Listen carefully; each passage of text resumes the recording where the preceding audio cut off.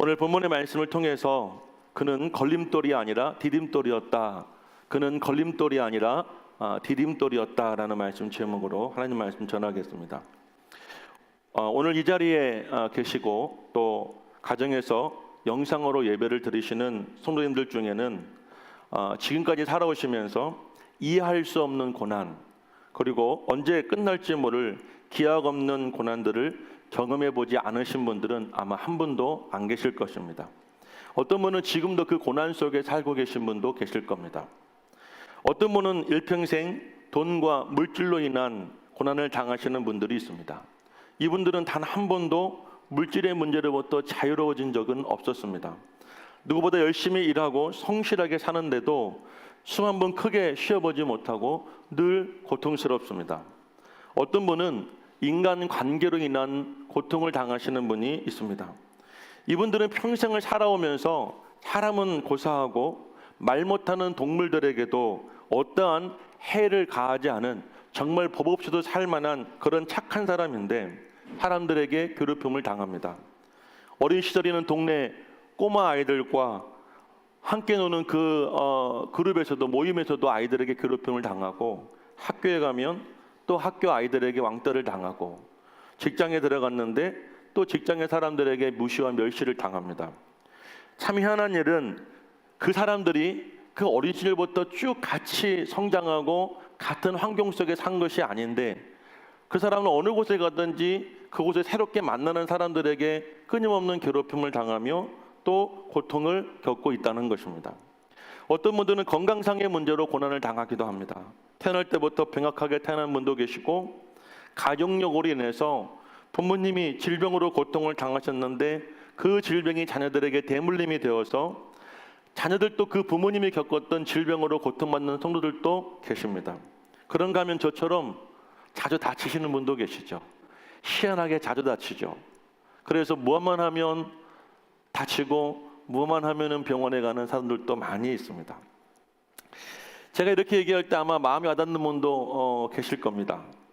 우리가 내가 왜 이런 문제가 생기고 어떻게 하면 이 문제가 해결될까라는 그 답을 알고 사시는 분들은 그래도 괜찮지만 도대체 원인도 알 수 없고 이 끝이 언제인지 언제까지인지 기약이 없는 정말 지옥 같은 환경 속에서 지금도 몸부림치시는 분들이 참 많이 있습니다. 그런 일들이 과연 저주일까요?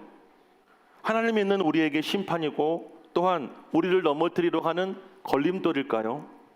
도대체 우리는 이런 어려움과 이 고통 속에서 그런 모든 일들을 어떻게 받아들이고 어떻게 해석하고 어떻게 살아가야 할까요? 참으로 참 답답하죠. 여러분의 지금 처해 있는 이 답답한 상황들과 그리고 오늘 이 본문에서 말하고 있는 우리에게 말해주고 있는 이 다윗의 정말 답답한 상황들을 우리가 함께 비교해 보면서 과연 이 속에 하나님께 주시는 메시지가 무엇인가? 하나님 우리에게 이 답답하고 힘든 상황 속에서 우리에게 주시고자 하시는 말씀이 무엇인가를 함께 듣는 시간을 갖겠습니다. 먼저 다윗에게 이 골리앗이라는 이 적의 장수가 과연 걸림돌이었을까요? 디딤돌이었을까요? 여기서 걸림돌은 그를 넘어뜨리게 하는 사람이거나 디딤돌은 그가 밟고 그가 딛고 일어서게 하는 그런 사람이라고 한다면 여러분 골리앗은 다윗에게 걸림돌이었나요? 디딤돌이었나요? 다윗이 골리앗과 맞서 싸워서 그를 이기기 전까지는 다윗에게 골리앗은 걸림돌이었죠. 280cm나 되는 이 거인 골리앗 앞에서 어느 누구도 당당하게 맞서 싸울 수가 없었습니다. 어쩌면 다윗만이 아니라 그 당시 이스라엘 모든 사람들에게 골리앗은 걸림돌이었어요. 그래서 이 골리앗을 볼 때마다 사람들은 무서워 벌벌 떨고 40일이 지난 이후에는 그를 피하여 도망하기까지 하였습니다. 어느 누구도 이 골리앗을 디딤돌이라고 생각해 본 사람은 없었죠. 그런데 다윗은 달랐어요.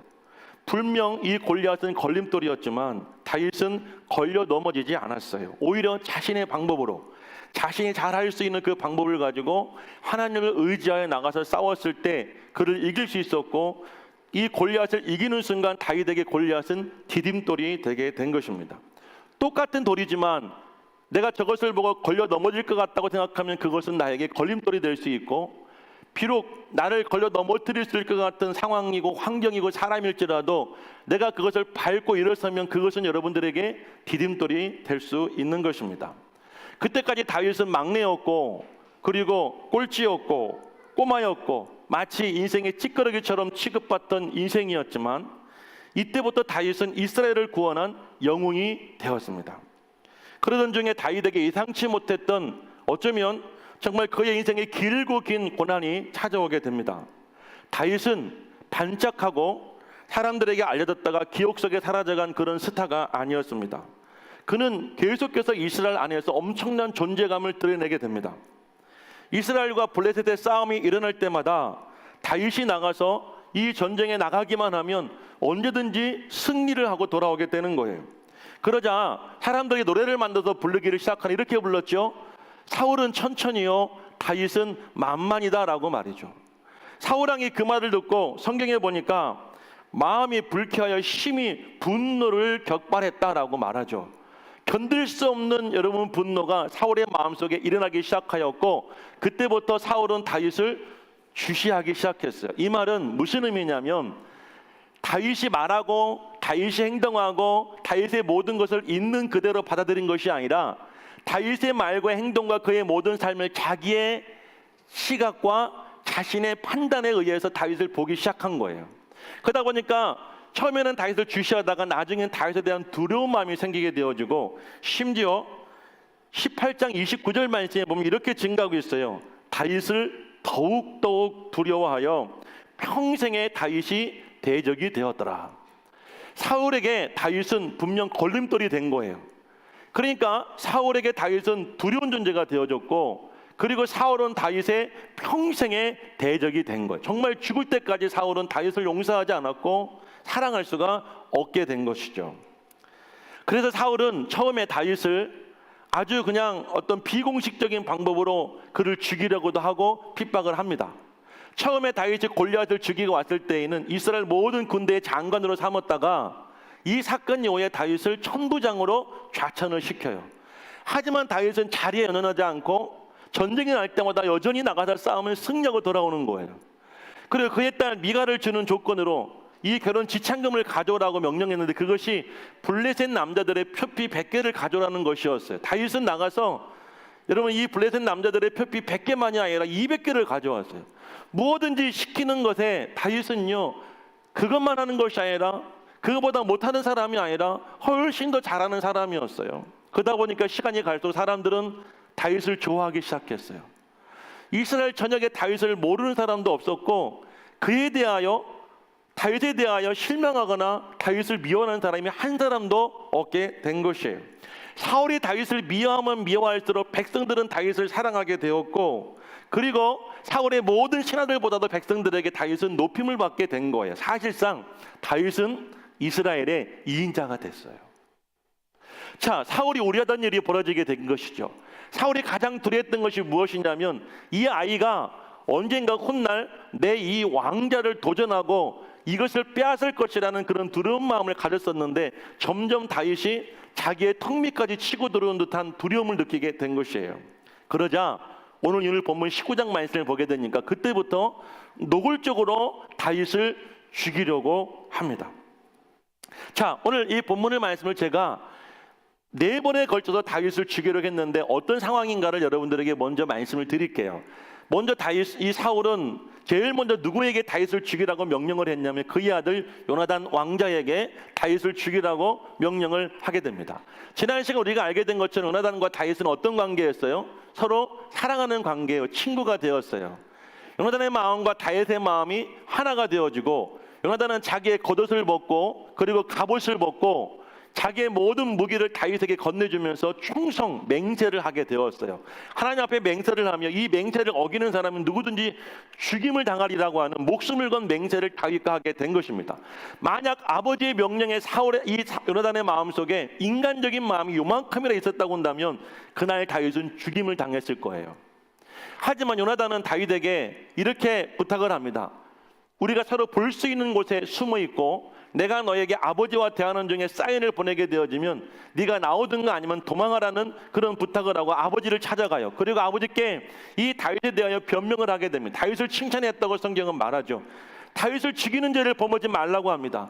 이렇게 착하고 당신을 헌신한 사람이 어디 있습니까? 라며 아들이 아버지를 설득해 나섰어요. 그날 사울은 요나단의 말에 설득을 당하고 내가 다윗을 죽이지 않겠다고 하는 이 한시적인 헛된 맹세를 하게 되었어요. 그리고 요나단은 다윗을 불러서 사울 앞에 서게 하고 두 사람을 화해시켜 주었어요. 그때부터 다윗은 역시 사울의 집에서 지내게 되었어요. 그러다가 두 번째 다윗을 죽이려고 할 때가 있었어요. 다윗이 블레셋과의 전쟁에 나가서 또 싸움을 이기고 들어왔을 때 사울에게 악신이 임하게 됩니다. 하나님이 부르시는 악령이 임하게 되어지고 그가 견딜 수 없는 고통을 당하게 되자 다윗이 사울 앞에서 수금을 타게 돼요. 근데 그때 성경에 보니까 사울의 손에 단창이 잡혀져 있었는데 사울을 부리는 이 악령이 사울을 괴롭게 하고 다윗을 증오하고 죽이고 싶은 마음이 그를 충동질합니다. 그래서 그 단창을 던져서 다윗을 죽이라고 했어요. 가까스로 피한 다윗은 자기의 집으로 도망을 하게 됩니다. 자, 여기서 우리가 거듭해서 다윗을 죽이려고 했던, 사울이 다윗을 죽이려고 했고 사울이 다윗을 괴롭히려 했던 이 모든 상황 속에는 사울 한 사람, 사울이 가지고 있는 그 인격이 이 다윗을 죽이려고 하고 미워한 것만이 아니라 그 속에서 이 사울을 충동질하고 죽일 수밖에 없게 하는 그 못된 영이 있다는 사실을 오늘 성경은 우리에게 말해주고 있는데, 성경 여러분 9절과 10절 말씀을 함께 읽어보겠어요. 19장 9절과 10절 말씀을 함께 읽습니다. 시작. 사울이 손에 단창을 가지고 그의 집에 앉았을 때에 여호와께서 부리시는 악령이 사울에게 접하였으므로 다윗이 손으로 수금을 탈 때 사울이 단창으로 다윗을 벽에 박으려 하였으나 그는 사울의 앞을 피하고 사울의 창은 벽에 박힌지라 다윗이 그 밤에 도피하매. 오늘 19절 말씀을 보게 되면 이렇게 말하죠. 여호와께서 부리시는 악령이 사울에게 접하였다 라고 성경은 말해요. 세상에는 우리 눈에 보이지 않는, 그리고 손에 만져지지는 않지만 우리 사람들 속에서 들어와서 우리의 생각과 말과 행동을 주관하게 하는 영이 있음을 오늘 이 성경은 우리에게 말해주고 있습니다.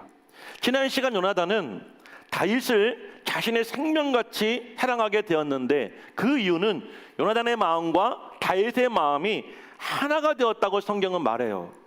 이 마음이란 단어는 히브리 말로 번역된 말인데 이 번역된 마음이란 단어 속에는 생명과 영혼이라는 뜻도 포함되어져 있어요. 그러니까 마음이란 말 속에는 마음, 생명, 영혼이라는 뜻이 여러분 이렇게 혼합되어서 일치가 된 말이에요.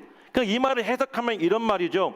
다윗과 요나단의 마음 속에는 동일하게 살아있는 영혼이, 살아있는 여러분들 성령이 임하게 되어지고 성령과 성령이 서로를 마주볼 때 진심으로 사랑하는 마음이 생기게 된 거예요. 그래서 충성하고자 하는 목숨을 건 맹세를 서로 걸고 친구가 될 수 있었던 거죠. 그런데 오늘 본문의 말씀을 보면 사울의 마음속에 괴로움을 주고 다윗을 미워하고 다윗을 시기하고 죽이고자 하는 그 마음을 어떤 영이 주었어요? 악령이 그를 접하게 되었을 때 사울이 다윗을 죽이려 했다는 사실이에요.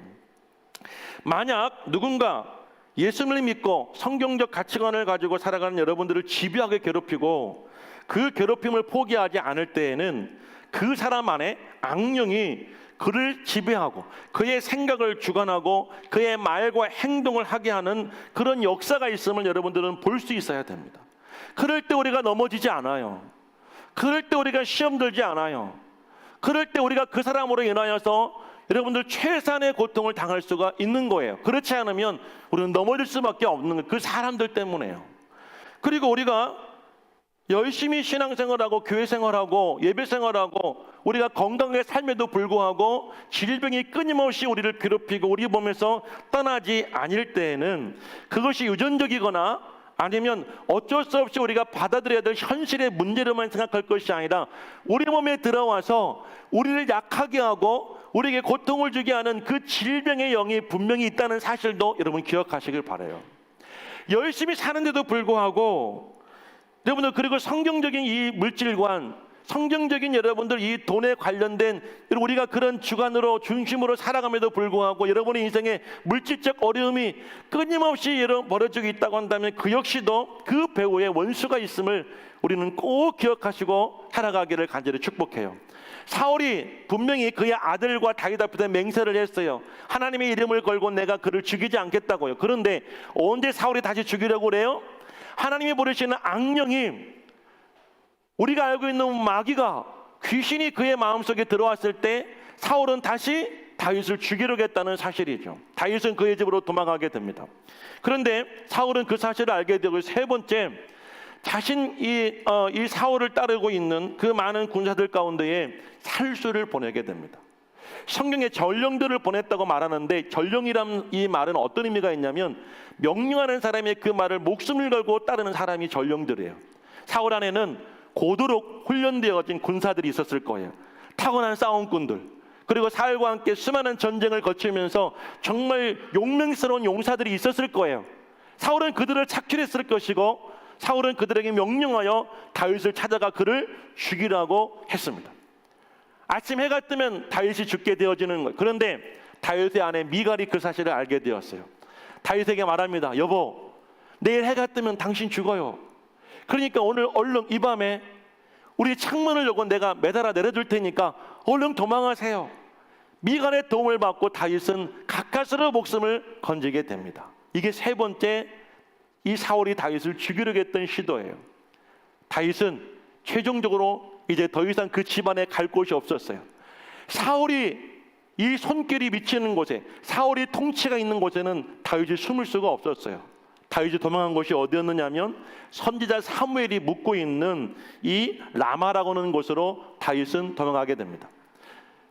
제가 성경은 다 읽을 수는 없지만 19장 말씀을 보게 되어지면 이 라마의 나요시라는 곳으로 다윗이 도망가게 되어지는데, 이 나요시는 징후로 말하면 선지 학교예요. 이 라마에는 사무엘을 따르는 수많은 선지 생도들이 있었어요. 신학생들이 있었어요. 그래서 사무엘은요, 사울에 대한 기대가 꺾여지게 되는 그 순간부터 계속해서 그곳에서 이 선지생도들을 가르치고 이스라엘을 위해서 기도하며 하나님의 말씀을 증거할 사람들을 찾고 있었어요. 이 나요시라는 곳으로 다윗이 찾아가게 되었고 사무엘과 나봇은 그곳에서 함께 지내게 됩니다. 사울이 누군가가 그 이야기를 가르쳐주게 되어졌고 포기하지 않고 역시 살수를 보내게 되어지는데, 그때 놀라운 일이 벌어지게 됩니다. 사울의 명령을 받고 다윗을 죽이려 가던 사람들이, 이 나요시에 있는 선지자들이 하나님의 말씀을 예언하는 소리를 듣고 그곳에 서 있는 이 선지자 이 사무엘을 보는 순간 그들에게도 성령이 임하게 돼요. 성경은 그들이 예언했다고 말합니다. 그런데 이 선지자들이 예언했던 이 예언의 말과 살수들이 했던 그 예언은 다른 의미를 가지고 있어요. 선지자했던 예언은 하나님의 말씀을 그들이 받아서 그 말씀을 외우고 그 말씀을 여러분들 입으로 고백하는 이 예언이라고 한다면, 이 살수들이 받았던 예언은 무엇이냐면 바로 은혜예요. 그래서 찬양을 하게 되어지고 방언하게 되어지고 회개하게 되어지고 다윗을 죽이고 있던 그들의 마음이 이제 다윗을 사랑하게 되어져요. 다윗을 죽이지 않았어요. 사울은 포기하지 않고 두 번, 세 번 해서 살수들을 보냈지만 역시 그들도 똑같이 되게 되어졌어요. 결국 사울이 자신이 직접 다윗을 죽이려고 이 나요스로 찾아오게 됩니다. 그런데 역시 오늘 이 19장 마지막 끝부분에 어떻게 성경은 말하고 있냐면 사울도 이 라마에 있는 나요스로 가는 도중에 성령이 임하게 되어져요. 사울도 역시 이 세 번째 보냈던 사람들처럼 그 역시 예언을 하게 됩니다. 똑같이 회개하고 똑같이 기도하고 똑같이 찬양하고 똑같이 엎드러지는데, 사울은 거기에 더해서 자신의 왕복을 벗고 벌거벗은 쓴 못으로 하루 온종일 이 사무엘 앞에서 엎드렸다라고 성경은 증거하고 있습니다. 오늘 여러분들 이렇게 사울과 다윗의 이 갈등, 포기하지 않고 사울이 다윗을 죽이려고 하는 여러분들 이 상황을 통해서 저는 세 가지 하나님께서 주시는 교훈이 있다고 생각이 됩니다. 첫 번째 교훈은 어떤 교훈이냐면, 다윗의 고난은 언제부터 시작되었는가라는 우리는 질문을 해야 됩니다. 다윗은 언제부터 이런 고난이 시작되었나요? 들에서 양을 칠 때였어요? 아버지의 말째 아들로 그냥 양을 치던 그 시절부터 고난이 있었습니까? 다윗의 고난은 그의 머리에 기름 부음 받은 후부터 그의 고난이 시작이 된 거예요. 성경에 다윗을 소개할 때 다윗은 어떤 사람이었다고 말하죠? 하나님이 함께하는 사람이었어요. 다윗은 그가 세상에 그 이름을 알려지기 전부터 그가 광야에서 양을 치는 때에도, 그리고 그가 이세의 마지막 아들로 태어나서 그렇게 가정 안에서 아버지와 형제들에게 사랑받지 못하고 인정받지 못할 때에도 그는 꾸준히 여전히 하나님이 함께하는 사람이었어요. 그는 신앙으로 살아갔고 믿음으로 살아갔고 그의 가치관은 하나님 중심의 가치관을 가지고 살았던 사람이었어요. 그러다가 하나님이 그 다윗을 알아보시고 그의 머리에 기름 부음 받은 그 후부터 다윗의 인생에 이 끊임없는 고난이 시작이 된 거예요. 이것은 우리에게 주는 굉장한 메시지가 있다고 저는 생각이 돼요. 다윗은 골리앗과 싸움을 자신과 골리앗의 1대1의 싸움으로 생각하지 않았어요.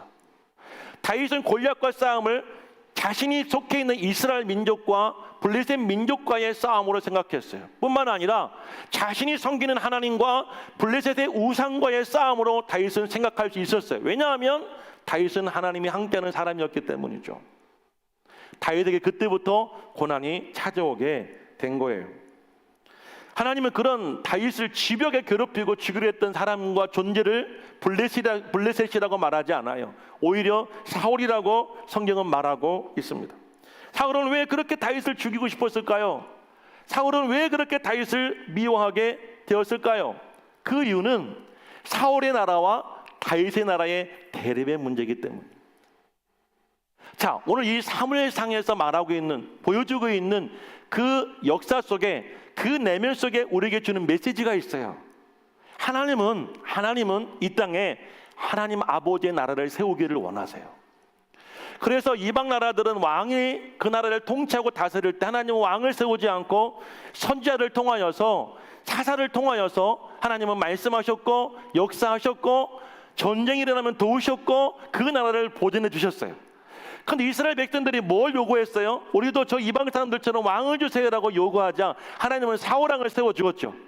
사울왕이 끝까지 하나님 중심의 이 통치를 했다고 한다면 이스라엘 나라는 하나님 중심의 나라가 되었을 거예요. 그런데 지금 사울은 하나님을 떠났죠. 그는 교만하고 그는 왕이 되고 난 이후에 하나님의 말씀을 불순종하게 되었죠. 하나님은 사울을 버리시고 이제 누구를 왕으로 기름 부으셨어요? 다윗을 왕으로 기름 부으셨어요. 왜요? 이 땅에 무고의 나라를 세우기 위해서, 하나님의 나라를 세우기 위해서. 사랑하는 여러분들, 하나님 이 교회를 세운 이유가 무엇일까요? 하나님 여러분을 구원하시고 이 자리에 앉게 하신 이유가 무엇일까요? 우리도 똑같이 다윗처럼 머리에 기름을 부어주시고 이 땅에 우리와 하나님께서는 저와 여러분을 통하여서 하나님의 나라를 세우시기 위함이에요. 믿으시면 아멘 하시길 주의 이름으로 축복합니다. 사울을 중심으로 세상의 사람들이 통치하고 그 사람들이 구성원이 되어서 이루고 있는 이스라엘 나라는 하나님의 나라이기를 원했지만 사람 중심의, 인간 중심의 가치를 갖고 사는 그런 나라였어요. 하나님은 그 나라를 대신하여, 그 사울을 대신하여 다윗을 왕으로 세우시고 다윗을 중심으로 이스라엘 나라를 하나님의 나라로 바꾸기를 원하셨던 거예요. 그러다 보니까 다윗은 사울에게 핍박을 받고 사울과 다윗과 이 갈등의 이 대립의 구조는 오랫동안 계속되게 된 거예요.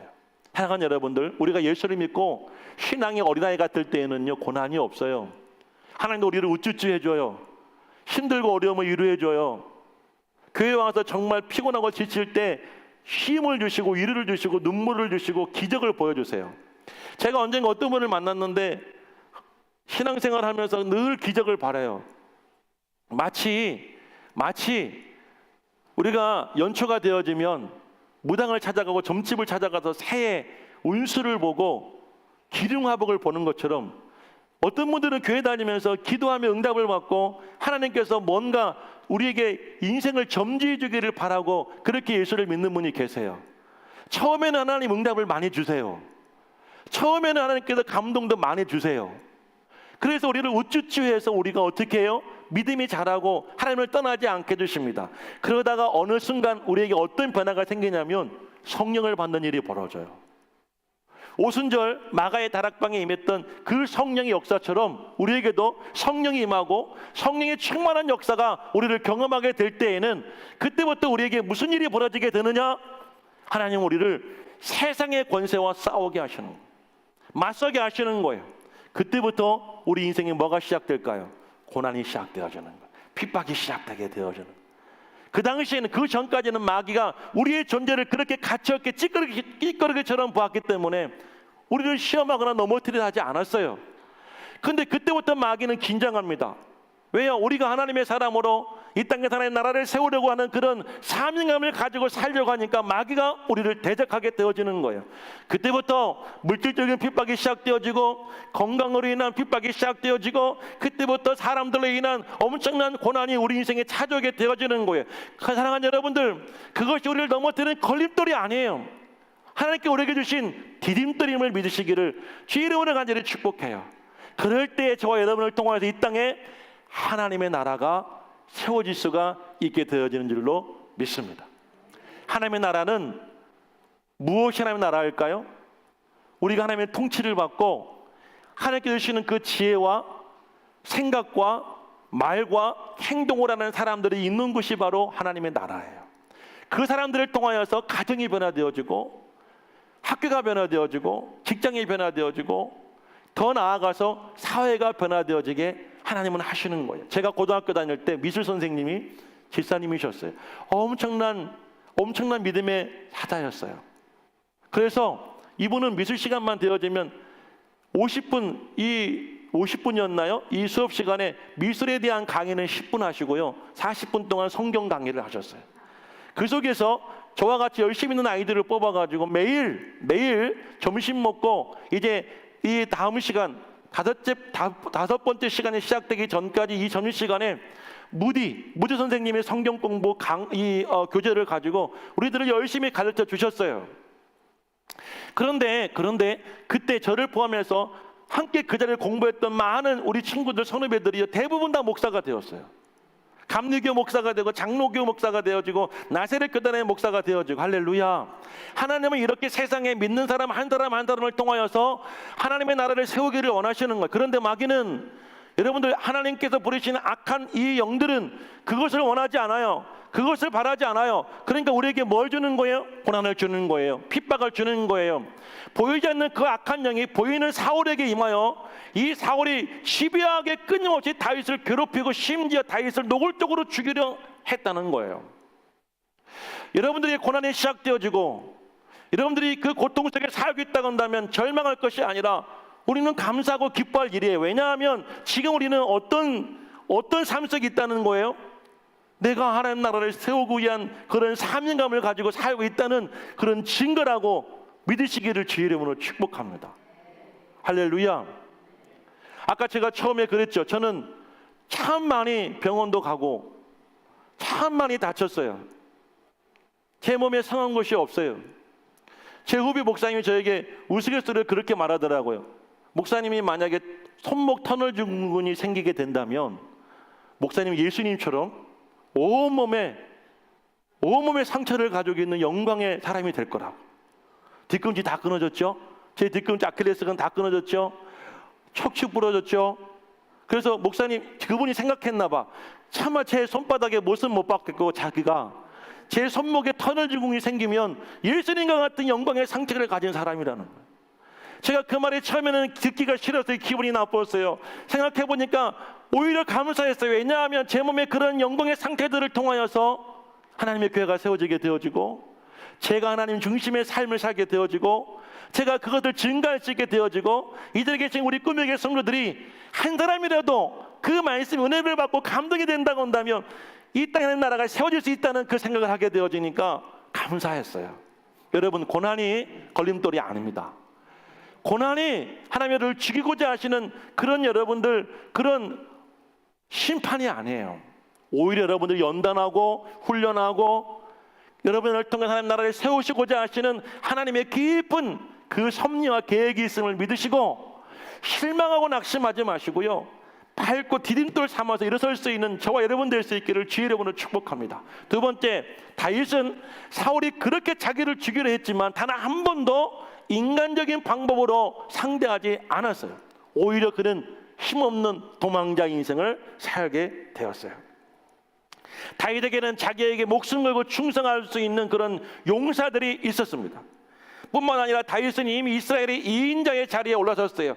이스라엘 모든 백성들이 다윗을 사랑하고 좋아하게 되었어요. 그리고 다윗은 군사를 이끌고 전쟁에 나가서 전쟁할 때만 단 한 번도 패배한 적이 없어요. 그 말은 무슨 말이냐면 다윗은 맘만 먹으면 사울을 죽일 수도 있는 그런 자리에 위치해 있는 사람이었어요. 그리고 백성들을 충분히 설득할 수 있는 명분도 있었지만 다윗은 단 한 번도 사울을 자기 인간적인 방법으로 죽이려 하지를 않았다는 사실이고, 오히려 그는 힘없는 도망자의 인생을 선택하게 된 것입니다. 이유가 무엇일까요? 다윗이 왜 그렇게 살았나요? 하나님의 뜻을 이루기 위해서입니다. 믿으시면 아멘 하시길 바라요. 왜 우리는 사람 앞에 약한 존재인가요? 왜 물질 앞에 우리는 그렇게 약해지나요? 왜 건강의 문제로 우리는 그렇게 고통을 받나요? 우리가 하나님의 뜻을 이루기 위함임을 믿으시기를 바랍니다. 만약 여러분들 다윗이 사울을 대적하고 사울에게 반항을 하고 반기를 들고 싸웠다고 한다면 하나님은 다윗을 통하여서 하나님의 나라를 세우지 않았을 거예요. 자, 우리가 이 땅을 살면서 우리의 방법으로 세운 우리의 인생, 우리의 수단과 방법으로 이룬 그 성과, 성경적인 하나님 중심의 방법이 아니라 내 중심적으로 벌어들인 그 돈과 물질과 그 모든 관계들이 가지고 있다고 여러분은 그것이 축복이라고 생각하지 마십시오. 하나님께서는 그것이 크든 작든 철저히 우리가 하나님 중심의 방법으로 살아갈 때 그것을 받으심을 믿으시기를 주의 이름으로 축원을 드립니다. 충분히 싸워 이길 수 있는 사람이 도망자의 삶을 산다는 것은 괴로운 일이고 부끄러운 일이고 고통스러운 일이었지만 다윗은 그 길을 기꺼이 걸어갔던 것이 무엇이에요? 그 속에 하나님이 계셨고 다윗은 하나님의 뜻에 순종했던 사람이에요. 제가 요즘 우리 아이들에게 우리 아내가 가끔 심부름을 시켜요. 어렸을 때에는 두말하지 않아요. 네, 엄마하고 가요. 크면 클수록 아이들이요, 이유가 많아져요. 불평이 많아져요. 시간이 지연되어져요. 그러니까 나중에 성질 급한 엄마와 아빠가 됐다, 야 그냥 누워 있어라, 엄마가 갈게, 아빠가 갈게, 그러고 가. 그러면 그래도 양심 있는 아이는 엄마 내가 갈게 그러고 하던 거 내려놓고 막 뛰어갔다 와. 그런데 좀 더 큰 아이는요, 엄마 갔다 와. 그리고 집 볼 일 봐요. 제가 누구라고 말은 할 수 없어요. 왜냐하면 집에 가면 혼나기 때문이에요. 제가 설교하면서 우리 가정 이야기, 우리 아이들 이야기하면요, 아이들이 굉장히 불편해하고요. 좀 더 크면 어쩜 이럴지도 몰라. 아빠 한 번만 더 그러면 교회 안 나올 거야. 내 얘기하면 내가 다시는 교회 가나 봐. 이럴지도 몰라서 제가 누구라고 이야기는 안 할 거예요. 근데 조금 더 큰 아이는 조금 더 반항적이고 조금 더 자기중심적이에요. 자, 다윗에게도 수많은 성과가 있었고 다윗에게 수많은 상황과 환경에 주변의 변화가 생겼지만 다윗은 여전히 변함없이 하나님의 뜻에 순종하는 하나님의 사람이었어요. 그러게 하나님께는 다윗을 통하여서 하나님의 왕조를 세워주신 줄로 믿으시기를 주의 이름으로 축복합니다. 이사야 53장 5절 6절 말씀을 읽어보실까요? 이사야 53장 5절 6절 다 같이 시작. 그가 찔림은 우리의 허물 때문이요 그가 상함은 우리의 죄악 때문이라. 그가 징계를 받음으로 우리는 평화를 누리고 그가 채찍에 맞음으로 우리는 나음을 받았도다. 우리는 다 양 같아서 그릇 행하여 각기 제 길로 갔거늘 여호와께서 우리의 모든 죄악을 그에게 담당시키셨도다. 자, 이사야가 예수님이 오시기 전에 예언하신 말씀이에요. 예수님의 일대기예요. 자, 그가 찔림은 예수님의 십자가에서 그 가시관으로 그의 찔림은 우리 허물 때문이에요. 그의 몸이 상함 우리의 죄악 때문이고 그가 징계를 받아 죄인이 되어서 죽을 수밖에 없는 것은 우리의 평화를 위함이라고 성경은 말하고 있죠. 그가 채찍에 맞음으로 우리가 나음을 받았다고 이야기합니다. 그런데 그 이유가 무엇이냐고 성경은 말하냐면 우리는 다 양 같아서 각기 제갈길로 가서 하나님을 떠나고 주신 사명 감당하지 못하고 내 중심적인 삶을 살기에 하나님께 예수님께 여러분은 이 양과 같이 우리의 모든 죄를 담당하시고 짊어지시고 죽게 하셨다는 성경의 말씀이에요. 자, 이어서 7절 말씀을 읽어봅니다. 7절 다 같이 시작. 그가 곤욕을 당하여 괴로울 때에도 그의 입을 열지 아니하였음이며, 마치 도둑장으로 끌려가는 어린 양과 털 깎는 자 앞에서 여러분들 점잖은 양같이 그의 입을 열지 아니하였다. 할렐루야. 예수님 만약 이 작것들이 어디서 나에게 감히 번개를 내리라고 그러고 천둥을 내리라고 그러고 저것들을 번개받아 죽이라고 할 수 있었어요. 십자가를 꺾고 내려와가지고 막 부활할 수 있었어요. 막 산채로. 예수님은 그러지 않았어요. 끝까지 침묵하셨어요. 끝까지 그 고통을 감당하셨어요. 그리고 예수님은 죽으셨어요. 그랬기에 하나님께서 예수님께 짊어지신 인류 구원의 사명을 완수할 수가 있었던 거예요. 믿으시면 아멘 할 수 있기를 주의 이름으로 축복합니다. 우리가 말 못하고 힘이 없고 모자라서가 아니라 방법도 몰라서가 아니에요. 하나님께서 우리와 함께 하시기 때문이에요. 그러기에 우리는 하나님께 순종할 수밖에 없는 거예요. 다윗은 나는 한 번도 사울을 미워하거나 성경에 보니까 사울을 죽이려 하지 않았어요. 그는 그저 힘없는 도망자의 삶을 선택했어요. 그것이 하나님의 뜻이기 때문이에요. 하나님의 뜻을 이루기 위해 다윗은 철저하게 순종했던 것이죠. 사랑하는 여러분, 저와 여러분들도 세상이, 환경이 여러분을 시비하게 넘어뜨리고 공격한다 할지라도 저와 여러분 하나님의 사람임을 잊지 마시기를 바라요. 끝까지 그 사명 감당할 수 있는 저 여러분 될 수 있기를 간절히 축원해요. 마지막 세 번째입니다. 마지막 세 번째, 다윗이 최종 목적지로 선택한 곳이 어디예요? 라마 나요시예요. 그곳은 누가 살고 있습니까? 사무엘 선지자가 살고 있고, 누가 있어요? 선지 생도들이 있고, 그곳은 무엇이 있어요? 선지 학교가 있어요. 성전이 있어요. 다시 말하면 수많은 고난 속에 다윗이 마지막으로 선택한 장소가 어디냐? 바로 여호와 하나님 앞이라는 사실이에요. 이 말씀 우리에게 굉장한 도전을 주고 위로를 주고 은혜를 주는 줄로 믿습니다. 자, 다윗이 그것을 선택한 이유는 무엇이겠어요? 다윗을 원수의 손에서 구원할 수 있는 분은 오직 여호와 하나님임을 여러분들 그는 믿고 의지했기 때문에 그 길을 선택하게 되었죠. 그런데 아까 제가 말씀드렸죠?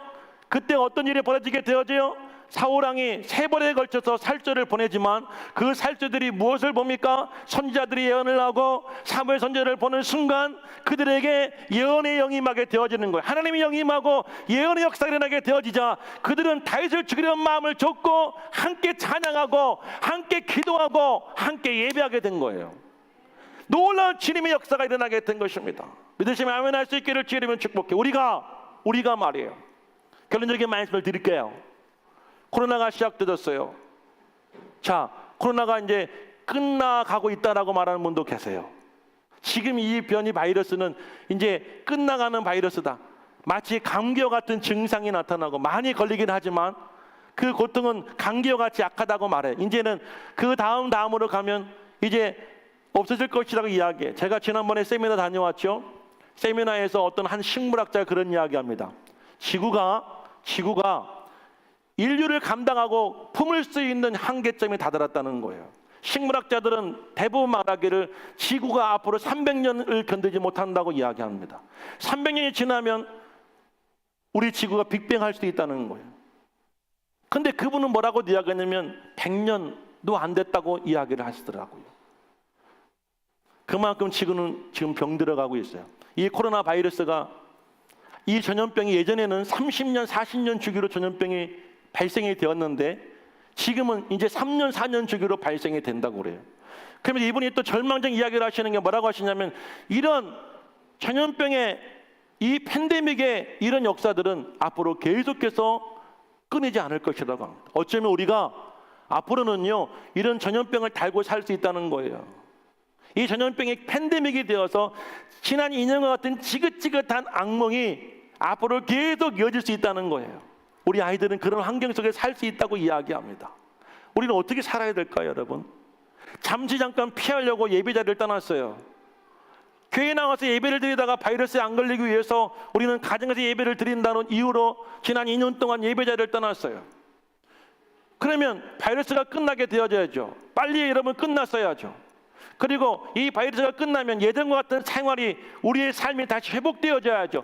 근데 많은 여러분의 연구하는 사람들이 말하기를 이 생활이 끝나지 않을 거라는 거예요. 계속해서 꼬리에 꼬리를 물고 이어질 것이라고 이야기합니다. 우리가 선택할 종착지는 어디에 될까요? 여러분들이 어디로 와야 될까요? 가정이에요? 가정이 안전합니까? 병원이 안전합니까? 우리가 안전한 곳은 아무것도 없어요. 저는 저와 여러분들이 이제 여호와께 여러분 인생을 맡겼으면 좋겠어요. 아멘 할 수 있기를 축복합니다. 어떤 사람이 힘들고 어려울 때 주를 버리고 도망하는 사람이 있어요. 어떤 사람은 오히려 더 간절하게 찾고 오히려 더 몸부림치는 사람이 있어요. 여러분 어떤 선택을 하기를 원하십니까? 빌립보서 3장 12절 말씀을 보면 바울이 이렇게 말합니다. 내가 이미 얻었다함도 아니요 온전히 이루었다함도 아니라 오직 내가 그리스도 안에서 잡힌 바 된 그것을 잡으려고 달려가노라. 14절에 표대를 향하여 그리스도 예수 안에서 하늘에서 하나님의 위에서 부르신 그 부르심의 상급을 향하여 달려간다고 말해요. 이 말은 사도 바울이 감옥에서 쓴 말이에요. 자기가 2차 전도여행 때 갔던 이 빌립보 교회, 가장 첫 번째 세웠던 빌립보 교회를 향하여 쓴 편지예요. 근데 그 편지가 언제 어디에 쓴 편지냐면 10년이 지나고 나서 바울이 지금 감옥에 있을 때에 쓴 편지예요. 바울은 절망하지 않았어요. 포기하지 않았어요. 내려놓지 않았어요. 오히려 더 강렬한 하나님의 부르심의 그 상급을 향하여, 표대를 향하여, 하나님의 부르신 그 믿음의 소망을 향하여 바울은 어떻게 한다고요? 달려간다. 달려간다. 아멘. 나아간다는 표현도 아니라 나는 그 표대를 향하여 부르심의 상급을 향하여 달려간다고 바울은 고백해요. 저 여러분들의 2022년의 삶은 그 표대를 향하여 하나님의 위에서 부르신 그 부르심을 향하여 달려가는 인생 될 수 있기를 간절히 축복합니다. 그럴 때 기적이 일어나는 거예요. 그럴 때 하나님의 역사가 여러분 삶 속에 나타나게 되어지는 거예요. 평생 여러분 생각대로 살아보세요. 편리대로 살아보세요. 계획대로 살아보세요. 계산대로 살아보세요. 하나님은 절대로 관여하지 않아요. 간섭해 주지 않으세요.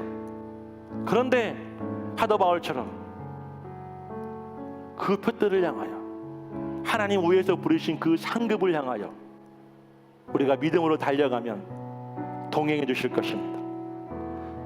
역사하실 것입니다. 응답해 주실 것입니다. 여러분에게 기적이 일어나게 될 것입니다. 이런 놀라운 역사가 여러분들에게 다윗에게 임했던 것처럼 함께 할 수 있기를 우리 주 예수 이름으로 간절히 축원합니다.